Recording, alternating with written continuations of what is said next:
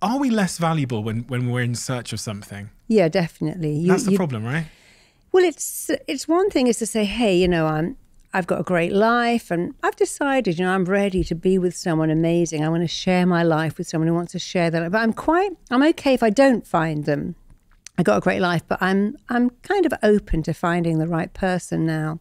It's rather different to needy. I need someone to complete me. I don't want to be on my own. I hate being alone. I need to find my mate, my partner. So you almost need to be at a level where you're happy and you've got a great life, but you want to share it rather than I'm incomplete without that person. There's something wrong with me. People used to say to me, why are you not married? I'd say, I don't know, just lucky, I guess. Because I hated the option of what's wrong with this. I always had that pattern. I don't know. I guess I'm just very lucky. From the age of 20 to 25, yes, everyone I pursued romantically, once I'd even got past the commitment issues, didn't want me. And I always reflect on it and go, when I really wanted someone, there must have been something I was doing. Yeah, they knew that you were dumped them. They knew that you had a commitment fear. That sort of probably came out of your pores. So, of course, Really? They dumped you before you dumped them because your behavior and some of the things you did or said or even didn't would have let them know that you had a commitment fear. And so Really? they just got out before you did.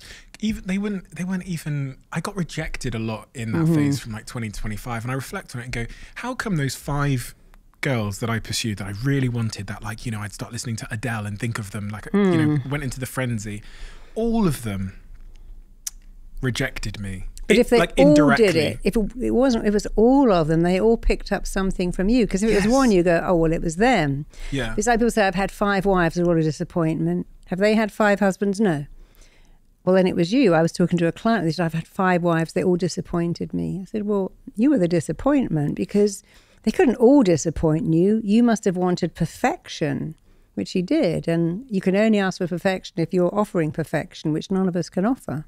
My conclusion from that chapter in my life was there must be like 1,000 micro expressions that these people are picking up on that are communicating that I'm low value. Yeah. And do you know what? I couldn't fake it. I read all the books about, I read this book and this matchmaking book and this book called The Game, The Mystery Method. I watched all the documentaries.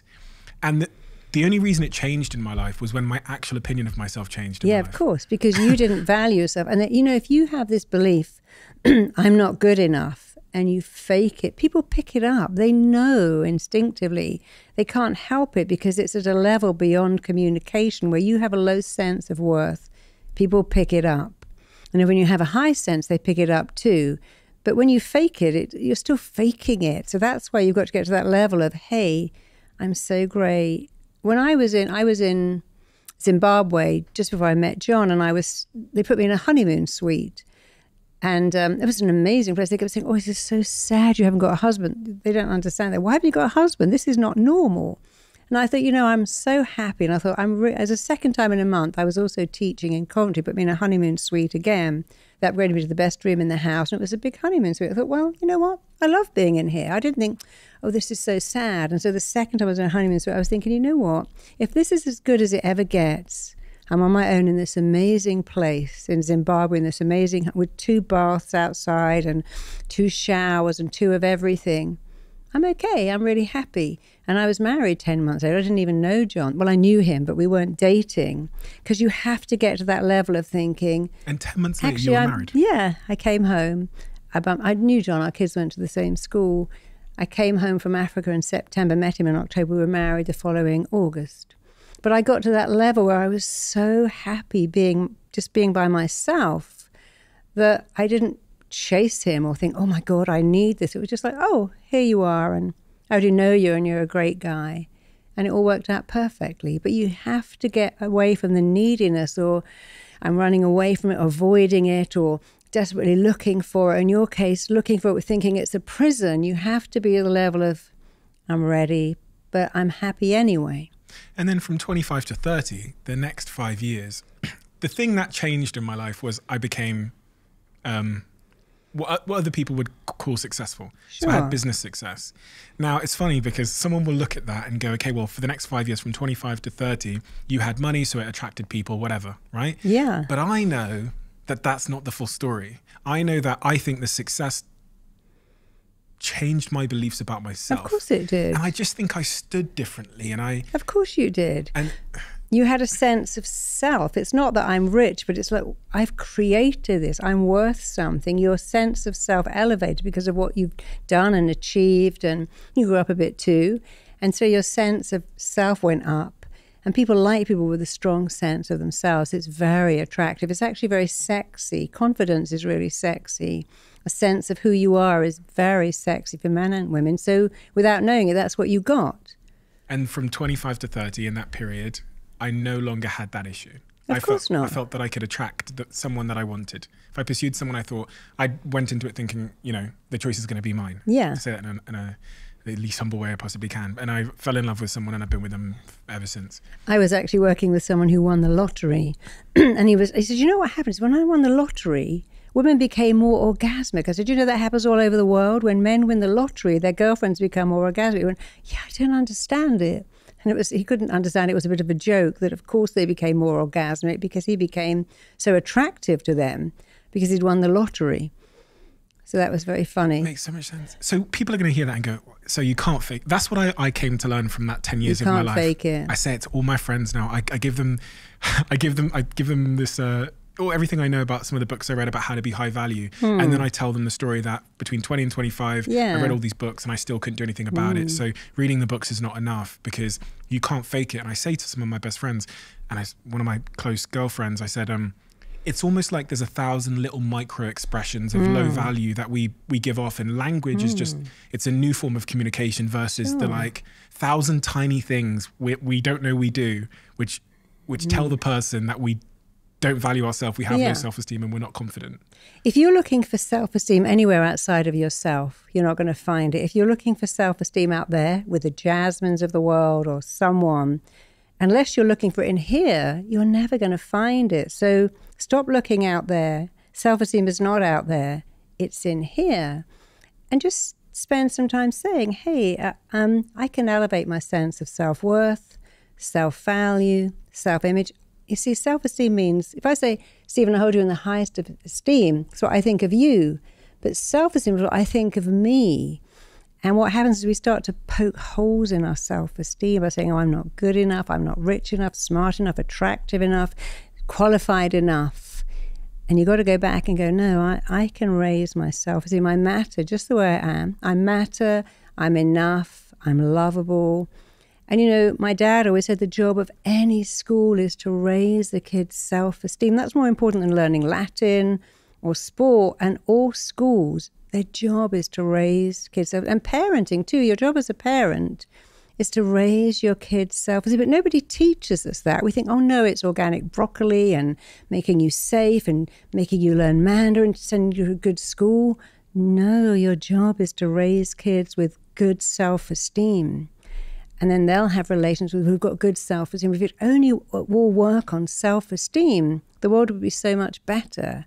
What would you have done with 20-year-old Steve if he'd come to you and said, listen, Marisa, I've pursued all these women. They all seem to not value me. Yeah, well, I would have gone right back to look at what was happening when you were growing up. What was going on with your mum and dad? Where did you get these beliefs from? What happened to you? You know, it's not what's wrong with you. It's what happened to you. You should never say what's wrong with you. What happened to you in your formative years? What did you see growing up with your mum and dad? What did you see? So if we look at, you know, Paul McCartney, who loved Linda, and all his children have got very secure relationships. Stella's got 4 children, amazing parent. Mary, she's got 3 children, but they're very happy. They've stayed with us because they learned what they live. You learn what you live. What did you learn? What did you live that you learned, which was that marriage is a horrible place you can't escape from. It's punishing. It's not a place of sanctuary or love or support. Something completely different. I also think I just learned that I was, at a very young age, that I think maybe that I learned that I was unlovable at some level. Yeah. Because I think about being a black kid in an all-white area where your house is like dilapidated. I think that's the right word. Where you can't, I never brought anyone home. Never brought a girl home in the 16 odd years that I lived in Plymouth. never brought anyone home. No one knew where I lived. I had this like constant shame. Yeah, shame and I blame. showed up as if I was a confident kid, like, Yeah. you know, But playing it was for the an football act. team. It was an act. Yeah, and you went home feeling a sense. You see, I taught 16,000 therapists all over the world, and I teach them, there's only 3 things wrong with every person that turns up at your door. Only 3 things. And one of them is, I'm different, so I can't connect. The next one is, I want something, it's not available to me. And the third one is, I'm not enough. There's a lot of versions. I'm not smart enough, good enough. But when you told me that little boy who was a black kid in a white world, living in a shambolic house, never bringing people home, straight away you're saying, I was different. And if I'm different, I can't connect, because we connect by being the same. Kids go, I like Postman Pat, so do I. I like pasta, so do I. I like Barbie, so do I. Oh, you're my friend. But when you're different, you can't connect. So you first had that first thing, I'm different, so I can't connect. What I want, being the same as all the other kids, is not available to me. And if you think you're unlovable, then you have to think you're not enough. But of course, that's what you felt. The truth is, you're deeply lovable just the way you are. But it's very hard when you don't feel it. So when you know, your feelings are the most real thing you have. And we're always trying to use logic. But logic doesn't work, because in a battle between emotion and logic, emotion wins every single time. So the emotion of being this kid who felt different, not enough, not the same, you can't logic that better. Yes, you can achieve a lot and work hard and be a millionaire. You remember John Lennon said, the thing you can't hide is when you're crippled inside. And so you're trying to fake it till you make it, but then you just end up feeling like a big fake. You have to go back and look at, okay, I felt different, but here's an interesting thing. If our greatest fear is to feel different, it must mean I'm the same as everyone, because that's our greatest fear, to be different. We used to be cast out for being different, banished for being different. But actually, if you fear being different, ironically, that means you're the same as everyone, because you've got the same fears. And what wasn't available now, you've made it available many years ago, and you're deeply lovable and more than enough. So you have to kind of go back and look at that old scene and go, but that's not me anymore. Of course it's not me. So just stating why it isn't you is actually one of the most transformational things you can ever do. As we're so busy looking for how it is us, you know, here's the rule of the mind. Whatever you look for, you will find. Whatever you focus on, you get more of. So when you look at how it's still you, or still there, or still bothering you, then you'll find it. And interesting, I think when you look at the mess in your room, you remember the shambolic house, and that's why it bothers you. Not because it's messy, because you were brought up in a shambolic house. Now you come back and think, oh, look at this room. I've recreated the same. Instead of saying, actually, I'm in a 5-star hotel. There's a maid next door. It's a little bit messy. It's not shambolic. But you see, what your brain is looking for is what's the same. And it will always find it. But if you look for what's different, you'll find that too. So when you have a brilliant brain, which we all have, and you definitely have, instead you've got to talk yourself out of it, not into it. You're talking yourself into how the messy room is the same as a messy home, and it bothers you greatly because it feels out of your control, which it was when you were a kid living in that house. Don't talk yourself in, talk yourself out of it. Oh yeah, I have created a mess, but hey, I'm a super successful guy. I'm busy. Someone's going to come in and clean all of this up, and it's not the same. It's vastly different. But our mind is always looking for what's the same because it loves what is familiar. After all, you know, if you were a 2-year-old kid living in the prairie and you wandered out on the prairie, you'd only eat the berries you already knew. You wouldn't eat anything unfamiliar because it would have killed you. So our primitive brain wants to go back to what is familiar, back to what is known, back to what is comfortable. This is the most crazy stat you'll ever hear. 93.3% of you that watch this channel frequently haven't yet hit the subscribe button. So if you liked this clip and if you like what we do here, please can you do me a favor and hit that subscribe button? And in return, I promise you, I will do everything I can from now until forever to make this channel better and better and better. Thank you.